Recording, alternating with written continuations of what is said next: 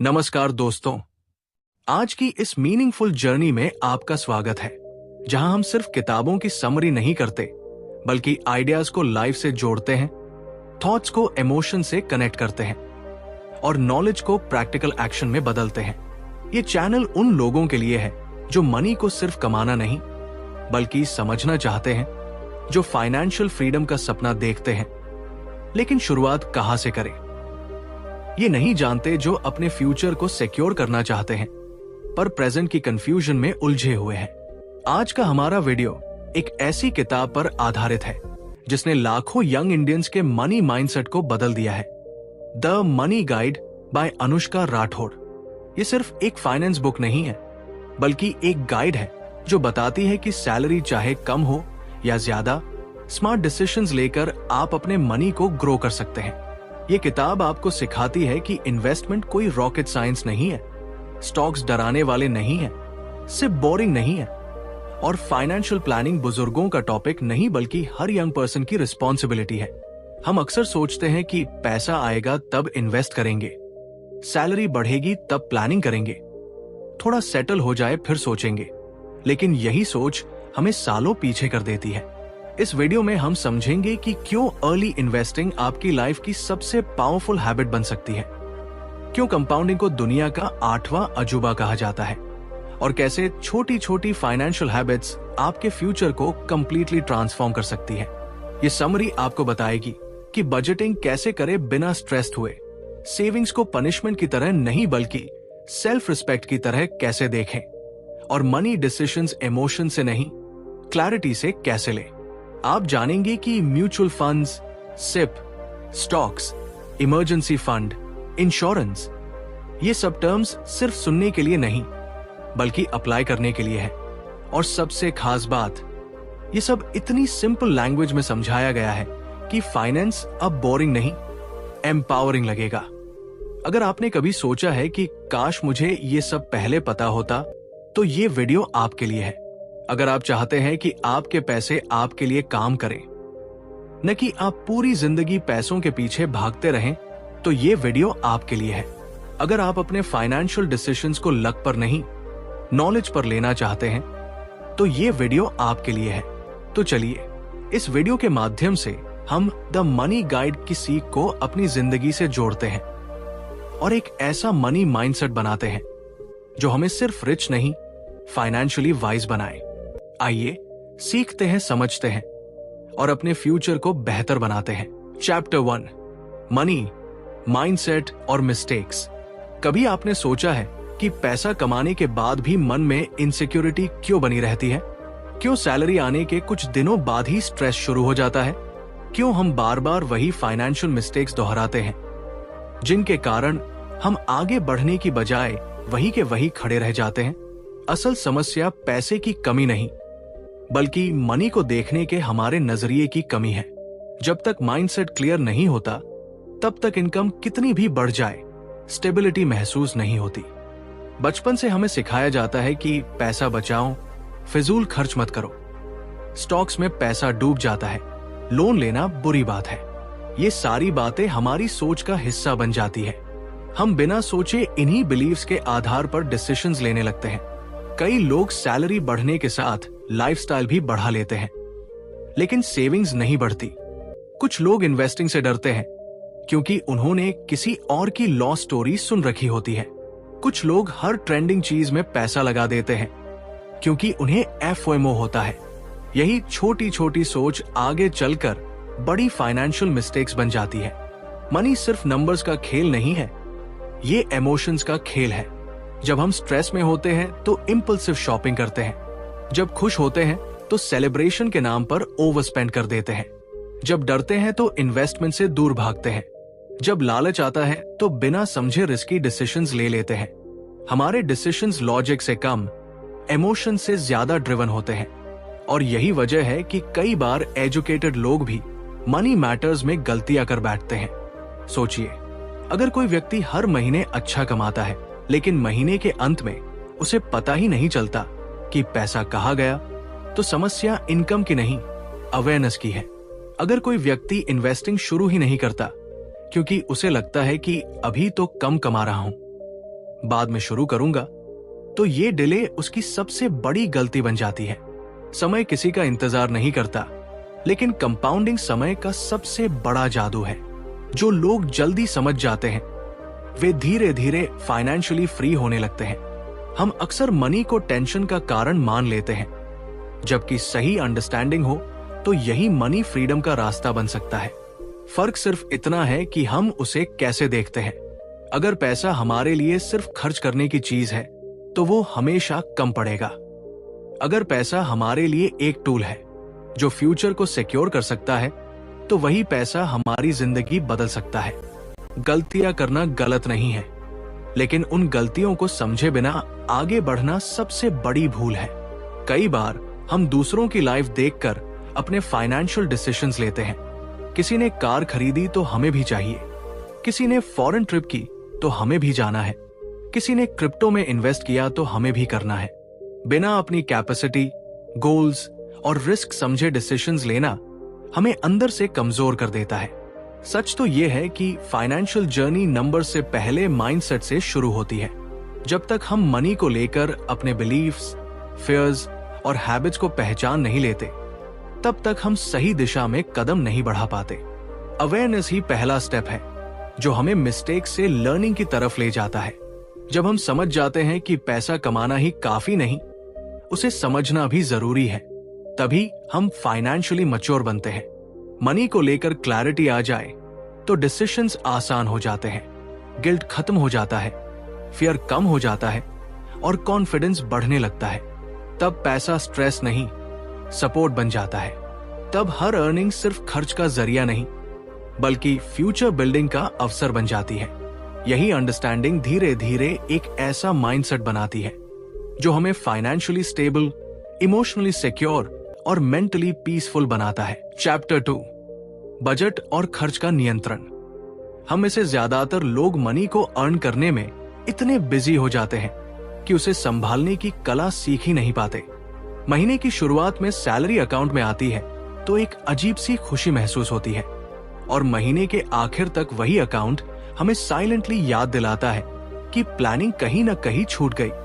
यही जगह है जहां बजट और खर्च का नियंत्रण हमारी लाइफ में एक अनसीन हीरो की तरह प्रवेश करता है। सोचिए, एक यंग प्रोफेशनल है, पहली नौकरी, पहली सैलरी और ढेर सारी इच्छाएं, नए gadgets, weekend outings, online shopping की नोटिफिकेशंस, दोस्तों के साथ कैफे प्लान्स, सब कुछ एक्साइटिंग लगता है। वो खुद से कहता है, अभी एंजॉय कर लेते हैं, सेविंग बाद में कर लेंगे।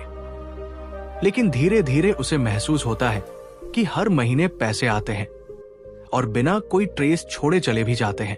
उसे याद भी नहीं रहता कि आखिर पैसा गया कहाँ। ये कंफ्यूजन, ये गिल्ट और ये हेल्पलेसनेस वही एहसास है जिससे लाखों लोग रोज गुजरते हैं। बजट कोई रिस्ट्रिक्शन नहीं है, ये सेल्फ अवेयरनेस का टूल है। ये आपको ये नहीं बताता कि आप खर्च ना करें, बल्कि ये सिखाता है कि कहाँ खर्च करना सही है और कहाँ रुकना समझदारी है। जब आप अपने एक्सपेंसेस को ट्रैक करना शुरू करते हैं तो एक इंटरेस्टिंग ट्रूथ सामने आता है। छोटे छोटे इंपल्सिव स्पेंड्स मिलकर बड़ी रकम बन जाते हैं। 200 रुपए की कॉफी, 500 रुपए का रैंडम ऑनलाइन ऑर्डर, 1000 रुपए का अनफ्री सब्सक्रिप्शन, ये सब मिलकर आपके फ्यूचर गोल से क्वाइटली पैसे चुरा रहे होते हैं। खर्च का नियंत्रण इमोशंस को दबाने के बारे में नहीं है, बल्कि इमोशंस को समझने के बारे में है। कई बार हम स्ट्रेस में शॉपिंग करते हैं, बॉर्डम में खाना ऑर्डर करते हैं या दूसरों को इंप्रेस करने के लिए खर्च कर देते हैं। मनी मैनेजमेंट तब पावरफुल बनता है जब आप अपने स्पेंडिंग ट्रिगर्स को पहचान लेते हैं। आप समझने लगते हैं कि हर खर्च नीड नहीं, कई बार सिर्फ मोमेंटरी वांट होता है। जब बजटिंग लाइफ का हिस्सा बनता है तो एक अजीब सी क्लैरिटी आने लगती है। आप पहले खुद को पे करना सीखते हैं। सेविंग कोई लेफ्ट ओवर एक्टिविटी नहीं रहती, बल्कि प्रायोरिटी बन जाती है। आप डिसाइड करते हैं कि आपकी इनकम का एक हिस्सा फ्यूचर के लिए रिजर्व्ड है और जो बचता है वही खर्च के लिए अवेलेबल है। ये छोटा सा शिफ्ट आपके पूरे फाइनेंशियल बिहेवियर को बदल देता है। धीरे धीरे आपको महसूस होता है कि मनी पर आपका कंट्रोल बढ़ रहा है। पहले जहां महीने के अंत में एंजाइटी होती थी, अब कॉन्फिडेंस होता है। पहले जहां गिल्ट होता था, अब सेटिस्फैक्शन होता है, क्योंकि अब आप जानबूझकर खर्च करते हैं, ब्लाइंडली नहीं।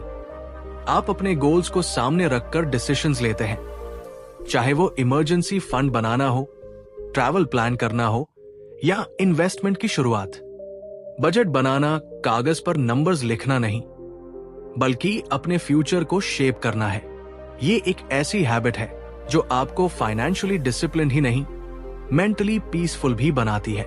जब आपको पता होता है कि आपका पैसा सही डायरेक्शन में जा रहा है, तो लाइफ में एक स्टेबिलिटी महसूस होती है, और यही स्टेबिलिटी आपको बड़े सपने देखने की हिम्मत देती है। खर्च का नियंत्रण आपको ये सिखाता है कि रिचनेस सिर्फ ज्यादा पैसा होने से नहीं आती, बल्कि सही तरीके से पैसा इस्तेमाल करने से आती है। जब आप अपने मनी को रिस्पेक्ट देते हैं, तो मनी भी आपको रिस्पेक्ट देना शुरू कर देता है। यही समझ धीरे धीरे फाइनेंशियल फ्रीडम की ओर पहला कदम बनती है। चैप्टर 3, कर्ज सवाल। कभी कभी लाइफ में सबसे भारी चीज पैसा नहीं, बल्कि उस पैसे पर चढ़ा हुआ कर्ज होता है। कर्ज सिर्फ बैंक की EMI नहीं होता, ये मन पर पड़ा हुआ वो बोझ होता है जो हर महीने सैलरी आने से पहले ही आपकी खुशी को काट लेता है। फोन पर आए बैंक के मैसेजेस, क्रेडिट कार्ड की ड्यू डेट और लोन की EMI, ये सब मिलकर इंसान के कॉन्फिडेंस को धीरे धीरे खा जाते हैं। लेकिन सच ये है कि हर कर्ज बुरा नहीं होता और हर कर्ज अच्छा भी नहीं होता। फर्क सिर्फ समझ का है, क्लैरिटी का है और डिसिप्लिन का है। अक्सर हम इमोशंस में आकर डिसीजंस लेते हैं। नया फोन चाहिए क्योंकि सबके पास है, क्रेडिट कार्ड स्वाइप कर देते हैं, सोचते हैं बाद में देखेंगे, और वही बाद में एक दिन माउंटेन बन जाता है। फिर हम कहते हैं पता ही नहीं चला कर्ज इतना बढ़ गया। यही वो ट्रैप है जहां ज्यादातर लोग फंसते हैं। कर्ज तब खतरनाक बनता है जब वो हमारी लाइफस्टाइल को मेंटेन करने के लिए लिया जाता है, न कि हमारी ग्रोथ के लिए। सोचिए, 2 लोग हैं, एक ने लोन लिया स्किल सीखने के लिए, बिजनेस शुरू करने के लिए या घर खरीदने के लिए जहां उसका परिवार सुरक्षित रहे। दूसरे ने लोन लिया वेकेशंस, गैजेट्स और दिखावे के लिए। दोनों पर EMI है, लेकिन एक की EMI उसे आगे ले जा रही है और दूसरे की EMI उसे पीछे खींच रही है। यही डिफरेंस समझना जरूरी है, गुड डेट और बैड डेट का। कर्ज का असली खेल इंटरेस्ट में छिपा होता है। इंटरेस्ट वो साइलेंट एनिमी है जो बिना आवाज किए आपकी मेहनत की कमाई को खाता रहता है। मिनिमम ड्यू भर देने से राहत मिलती है, लेकिन असल में डेट बढ़ता जाता है। यही वजह है कि डेट को इग्नोर करना सबसे बड़ी गलती है। जितनी जल्दी आप उसका सामना करते हैं, उतनी जल्दी आप फ्री हो सकते हैं। ये समझना भी जरूरी है कि कर्ज चुकाने का तरीका क्या हो। कुछ लोग छोटे छोटे लोन्स पहले खत्म करके मोटिवेशन लेते हैं, कुछ लोग हाई इंटरेस्ट वाले लोन्स पहले खत्म करके मनी बचाते हैं। तरीका कोई भी हो, लेकिन कंसिस्टेंसी जरूरी है। हर एक्स्ट्रा पैसा, हर बोनस, हर सेविंग अगर डेट को खत्म करने में लगाया जाए, तो वही पैसा आपको मानसिक शांति लौटाता है। सबसे भावुक बात यह है कि कर्ज सिर्फ नंबर्स नहीं होते, ये रिलेशनशिप्स पर भी असर डालते हैं। घर में तनाव बढ़ता है, फ्यूचर की प्लानिंग रुक जाती है और इंसान रिस्क लेने से डरने लगता है। लेकिन जैसे ही डेट कम होना शुरू होता है, कॉन्फिडेंस वापस आने लगता है। इंसान फिर से सपने देखने लगता है। कर्ज से भागना सल्यूशन नहीं है, उसे समझना, एक्सेप्ट करना और सिस्टमैटिकली खत्म करना ही असली फ्रीडम है। जब आप डेट फ्री होते हैं, तब आपकी सैलरी सच में आपकी लगती है। तब EMI नहीं, आपकी इच्छाएं डिसाइड करती है कि पैसा कहाँ जाएगा। आखिर में कर्ज हमें एक बहुत बड़ा लेसन देता है। पैसा कमाने से ज्यादा जरूरी है उसे समझदारी से मैनेज करना, क्योंकि गलत तरीके से लिया गया कर्ज आपको सालों पीछे ले जा सकता है और सही तरीके से लिया गया कर्ज आपकी जिंदगी को सालों आगे बढ़ा सकता है। चैप्टर 4, आपका टैक्स स्ट्रक्चर। हम सब कमाते तो हैं मेहनत से, लेकिन जब सैलरी स्लिप हाथ में आती है और उसमें से TDS कटा हुआ दिखता है, तो मन में एक ही सवाल उठता है, इतना टैक्स क्यों? अक्सर हमें लगता है कि टैक्स एक बोझ है, एक मजबूरी है, एक ऐसा हिस्सा जो हमारी कमाई को कम कर देता है। लेकिन सच ये है कि टैक्स सिस्टम को समझ लेने के बाद यही चीज हमारे लिए एक पावरफुल टूल बन सकती है।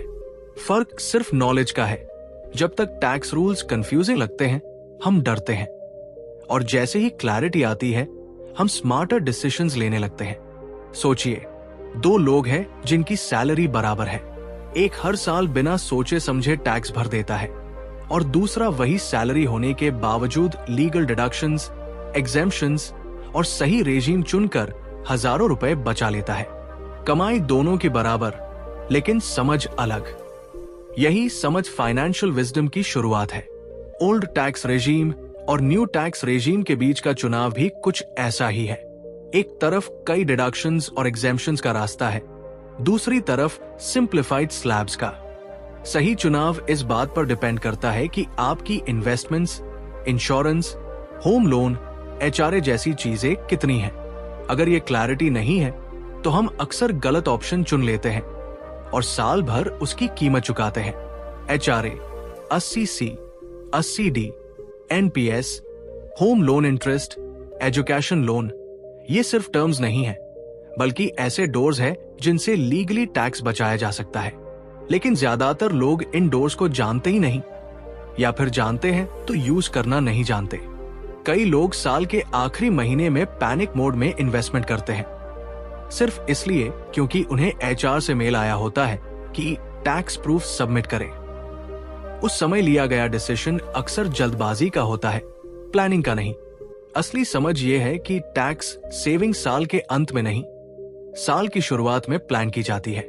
एक छोटी सी स्टोरी इमेजिन कीजिए। एक यंग एम्प्लॉय है, पहली जॉब लगी है, सैलरी देखकर खुश है। उसे लगता है कि टैक्स प्लानिंग तो सीए या रिच लोगों का काम है। साल खत्म होता है, टैक्स कटता है और उसे महसूस होता है कि अगर थोड़ी प्लानिंग की होती तो काफी पैसे बच सकते थे। अगले साल वही व्यक्ति शुरुआत से प्लानिंग करता है, सिर्फ शुरू करता है, हेल्थ इंश्योरेंस लेता है, एनपीएस में इन्वेस्ट करता है, एचआरए स्ट्रक्चर समझता है। साल के अंत में उसे एहसास होता है कि उसने सिर्फ पैसा नहीं बचाया, बल्कि फाइनेंशियल डिसिप्लिन भी सीखा। टैक्स सिस्टम हमें सजा देने के लिए नहीं बना, बल्कि रिस्पॉन्सिबल फाइनेंशियल बिहेवियर को रिवॉर्ड करने के लिए बना है। आप इंश्योरेंस लेते हैं, डिडक्शन मिलता है। आप फ्यूचर के लिए इन्वेस्ट करते हैं, डिडक्शन मिलता है। आप रिटायरमेंट के लिए सोचते हैं, डिडक्शन मिलता है। यानी सरकार इनडायरेक्टली आपको एनकरेज कर रही है कि आप फाइनेंशियली अवेयर बने।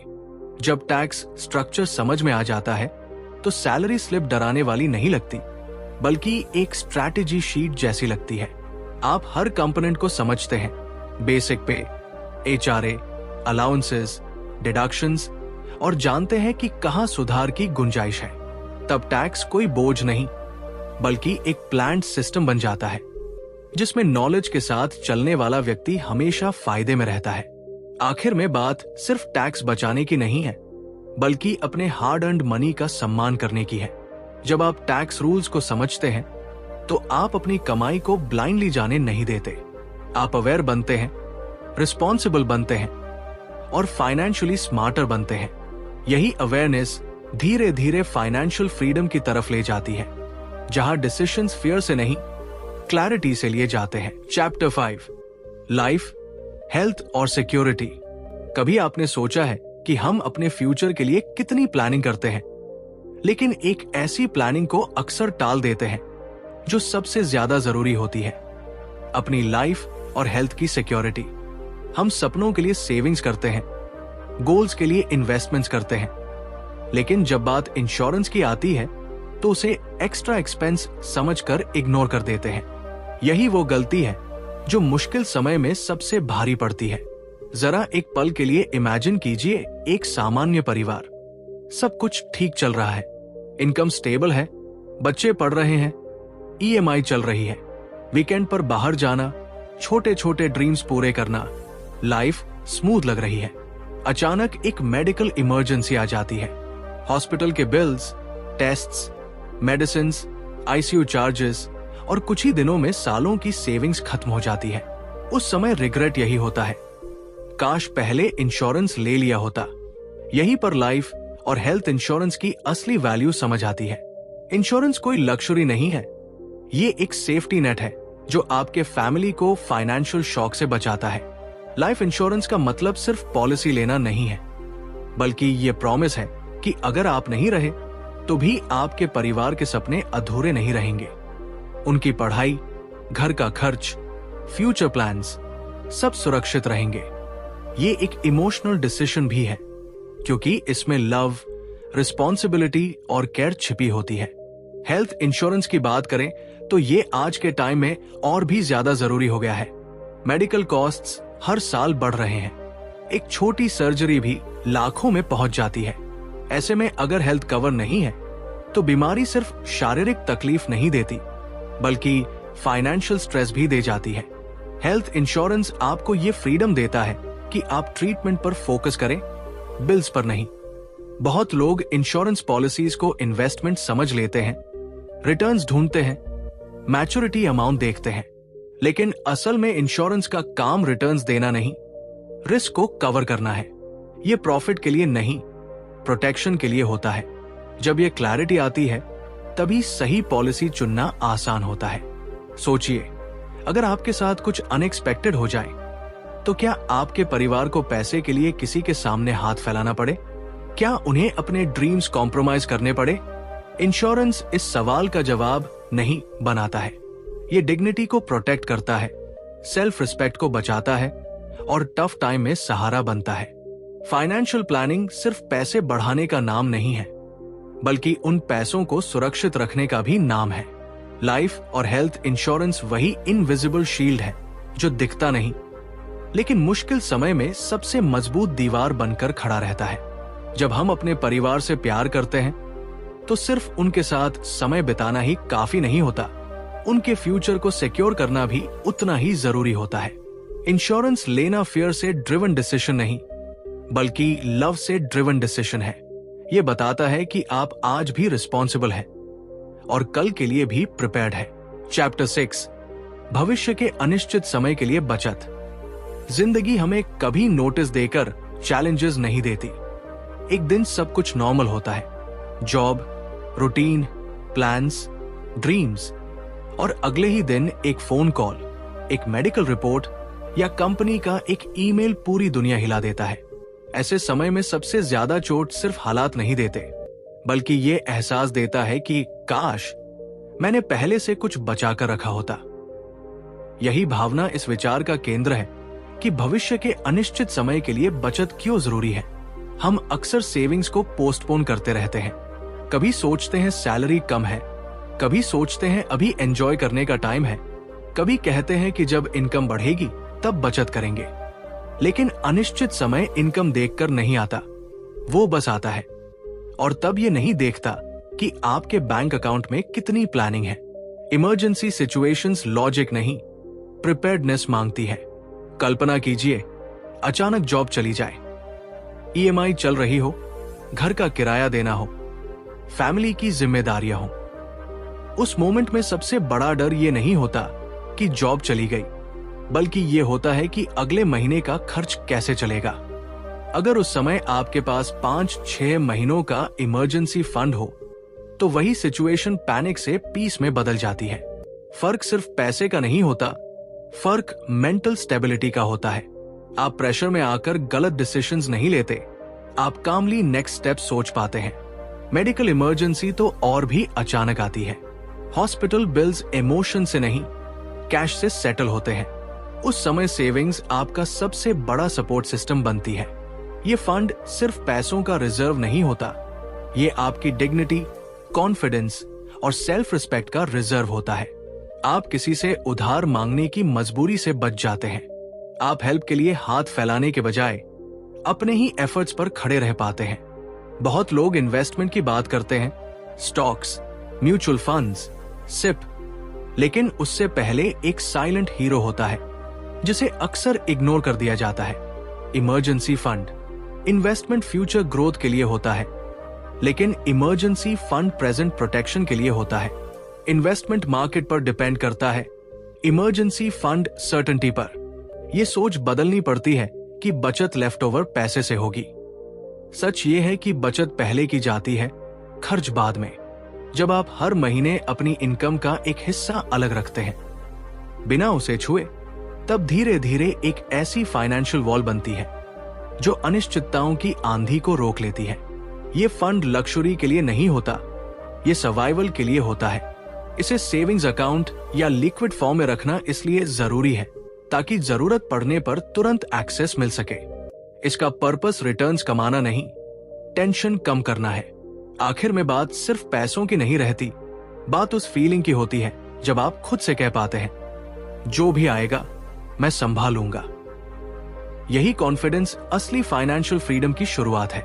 भविष्य हमेशा अनसर्टेन रहेगा, लेकिन अगर आपकी तैयारी स्ट्रांग है तो हर अनिश्चित समय सिर्फ एक फेज बनकर रह जाएगा, आपकी कहानी का एंड नहीं। चैप्टर 7, पैसा कैसे बढ़ाएं? कई लोग अपनी पूरी जिंदगी मेहनत करते हुए गुजार देते हैं, लेकिन एक सवाल हमेशा अनसुलझा रह जाता है, इतनी मेहनत के बाद भी पैसा बढ़ क्यों नहीं रहा?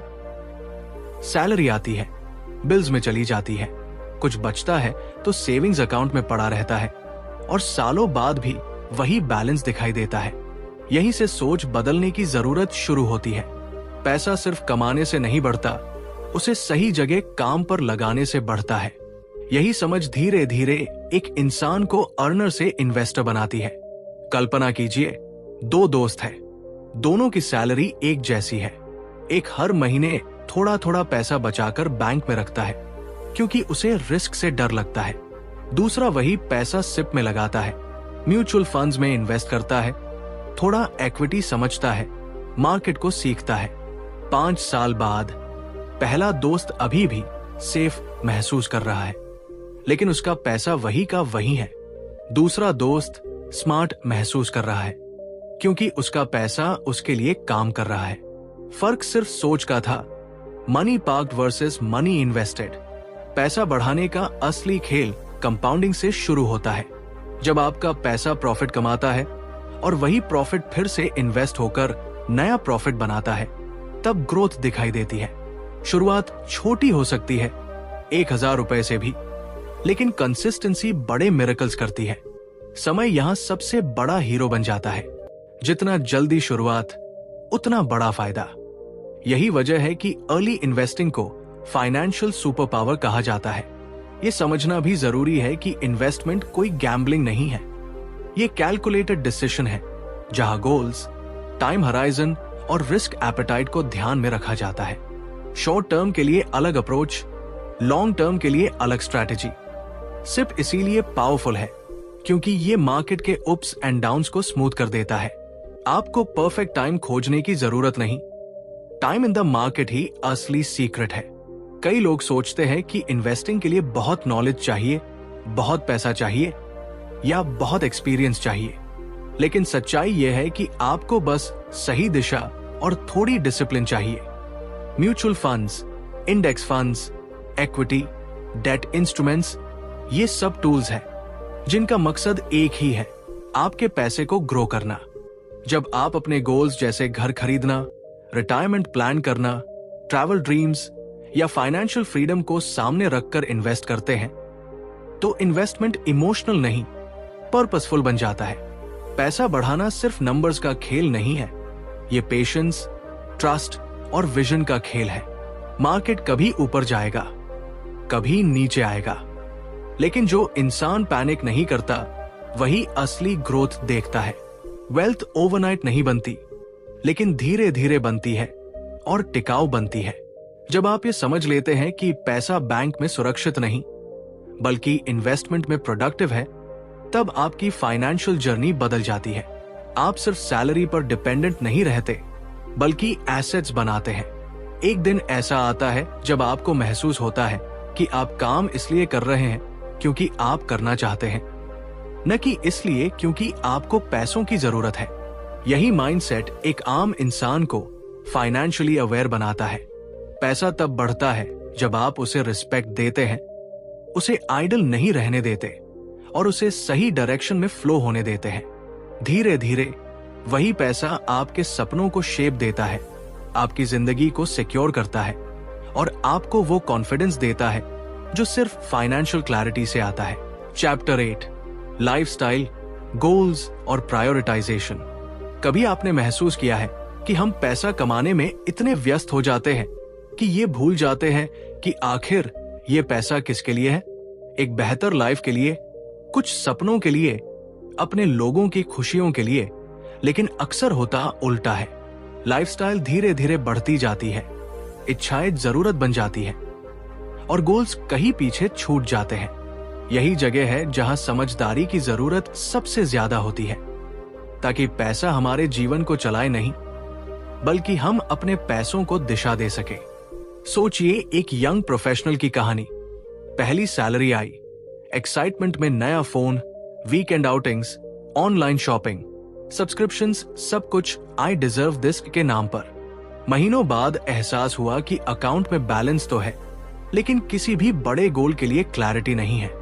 घर खरीदना है या ट्रैवल करना है, शादी के लिए सेविंग करनी है या पेरेंट्स के लिए सिक्योरिटी। सब कुछ इंपॉर्टेंट लगता है, लेकिन प्रायोरिटी कोई नहीं होती। यही कंफ्यूजन फाइनेंशियल स्ट्रेस की असली जड़ बनती है। ये सोच सिखाती है कि लाइफस्टाइल का मतलब सिर्फ खर्च बढ़ाना नहीं, बल्कि कॉन्शियस चॉइसेस लेना है। हर परचेज से पहले खुद से पूछना, क्या ये मेरे गोल्स के करीब ले जा रहा है या सिर्फ मोमेंटरी हैप्पीनेस दे रहा है? क्योंकि इंस्टेंट हैप्पीनेस और लॉन्ग टर्म सेटिस्फैक्शन में बहुत फर्क होता है। कॉफी पर रोज खर्च करना गलत नहीं, लेकिन अगर वही आदत फ्यूचर प्लान्स को डिले कर दे तो सोचने की जरूरत है। गोल्स बिना प्रायोरिटाइजेशन के सिर्फ इच्छाएं बनकर रह जाते हैं। जब आप अपने सपनों को टाइमलाइन देते हैं, उन्हें शॉर्ट टर्म, मिड टर्म और लॉन्ग टर्म में बांटते हैं, तभी मनी मैनेजमेंट मीनिंगफुल बनता है। अचानक समझ आता है कि हर खर्च का एक अपॉर्चुनिटी कॉस्ट है। आज का इंपल्सिव बाय कल की मिस्ड अपॉर्चुनिटी बन सकता है। और जब ये क्लैरिटी आती है, तब बजटिंग बोझ नहीं लगती, बल्कि एक पावरफुल टूल बन जाती है। लाइफ में हर किसी की प्रायोरिटीज अलग होती है। किसी के लिए वर्ल्ड टूर सपना है, किसी के लिए अपना घर, किसी के लिए पेरेंट्स की कंफर्ट, तो किसी के लिए अर्ली रिटायरमेंट। असली समझ ये है कि दूसरों की लाइफस्टाइल देखकर अपनी प्रायोरिटीज तय नहीं की जाती। सोशल मीडिया की चमक अक्सर हमें ये भूलने पर मजबूर कर देती है कि हर व्यक्ति की जर्नी अलग है। कंपैरिजन साइलेंटली हमारी सेविंग्स, पीस और फोकस तीनों को खा जाता है। इमोशंस यहाँ बहुत बड़ा रोल निभाते हैं। हम स्ट्रेस में शॉपिंग करते हैं, बॉर्डम में खर्च करते हैं और खुश होने पर खुद को रिवॉर्ड देते हैं। लेकिन जब इमोशंस मनी डिसीजंस लेने लगते हैं, तब गोल्स पीछे छूटने लगते हैं। जरूरत है अवेयरनेस की, ताकि हर फाइनेंशियल डिसीजन क्लैरिटी से लिया जाए, इंपल्स से नहीं। धीरे धीरे समझ आता है कि डिसिप्लिन्ड लाइफस्टाइल सैक्रिफाइस नहीं, बल्कि सेल्फ रिस्पेक्ट है। जब आप अपने फ्यूचर सेल्फ के लिए आज कॉन्शियस डिसीजंस लेते हैं, तो एक अजीब सा कॉन्फिडेंस आता है। आप जानते हैं कि आप सिर्फ आज के लिए नहीं, आने वाले सालों के लिए जी रहे हैं। यही माइंडसेट फाइनेंशियल पीस देता है। जब प्रायोरिटीज क्लियर होती है, तो ना कहना आसान हो जाता है। हर ट्रेंड फॉलो करना जरूरी नहीं लगता, हर सेल अट्रैक्टिव नहीं लगती, क्योंकि आपके पास एक बिगर पिक्चर होता है और ये बिगर पिक्चर ही आपको फाइनेंशियल फ्रीडम की तरफ ले जाता है। अंत में बात बहुत सिंपल है, पैसा लिमिटेड है, लेकिन इच्छाएं अनलिमिटेड। इसलिए जरूरी है कि हम डिसाइड करें कि हमारे लिए सबसे ज्यादा महत्वपूर्ण क्या है। जब लाइफस्टाइल गोल्स के अनुसार ढलने लगता है, तब लाइफ में बैलेंस आता है। तब पैसा सिर्फ खर्च होने वाली चीज नहीं रहता, बल्कि ड्रीम्स को रियलिटी में बदलने का माध्यम बन जाता है। यही समझ हमें भीड़ से अलग बनाती है और यही समझ एक सामान्य कमाने वाले इंसान को फाइनेंशियली वाइज बना देती है। दोस्तों, यही थी द मनी गाइड की वो सीख जो हमें सिखाती है कि पैसा कमाना ही काफी नहीं, उसे सही दिशा देना सबसे जरूरी है। जब माइंडसेट क्लियर होता है, गोल्स डिफाइन होते हैं और लाइफस्टाइल कॉन्शियस होता है, तब फाइनेंशियल स्ट्रेस धीरे धीरे फाइनेंशियल कॉन्फिडेंस में बदलने लगता है। उम्मीद है इस समरी ने आपको अपने मनी डिसीजंस को नए नजरिए से देखने की प्रेरणा दी होगी। अगर आपको यह वीडियो हेल्पफुल लगा तो चैनल को सब्सक्राइब जरूर करें, ताकि ऐसी ही प्रैक्टिकल और लाइफ चेंजिंग बुक समरीज आप तक लगातार पहुंचती रहें। धन्यवाद। मिलते हैं अगले वीडियो में।